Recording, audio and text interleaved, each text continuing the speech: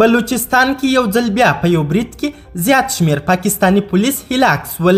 دا چې یاد برید چا او څنګه کړی او پاکستانی پوځ ته څومره مرګ ژوبله اوښتې بشپړ حال را سره همدغه روانه ویډیو کې کتلی سئ. سلامونه قدرمنو لیدونکو، زموږ مشال پریس یوټیوب چینل ته ښه راغلاست. بلوچستان کې 10 پاکستانی پولیسو ته مرګ ژوبله اوښتې. د ایران پولې ته څیرمه بلوچستان ایالت کې د یوې چاودنې له امله 15 پاکستانی سرتیري وژل سوي دي. پاکستانی رسنیو خبر ورکړی چې دا چاودنه پرون د بلوچستان ایالت د پنجګور ولسوالۍ اړوند سیمه کې سوې ده. امنیتي سرچینو ویلي چې په یاده سیمه کې د پوځ اړوند د ملیشه ځواکونو د ګزمې پر یوه موټر چاودنه سوې چې له امله یې 15 سرتیري وژل سوي او 3 نور ژوبل دي. د پنجګور ولسوالۍ ځایي چارواکو چاودنه تایید کړې خو نور جزیات یې نه دي ورکړي.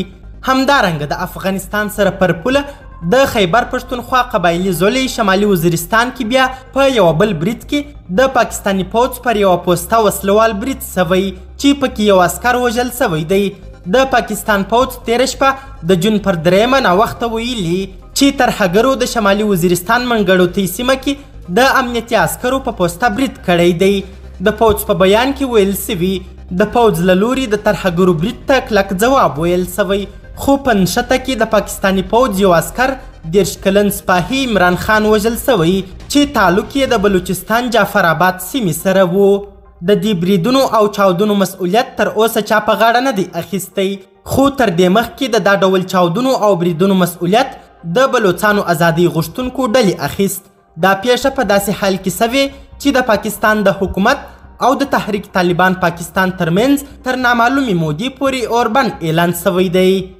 قدرمنو لیدونکو، ډیره زیاته مننه چې ویډیو مو تر اخري شیبو وکتل. د لا زیاتو او نورو لحظه پر لحظه موثقو خبري معلوماتو لپاره زموږ همدغه مشال پریس یوټیوب چینل سبسکرایب کړئ.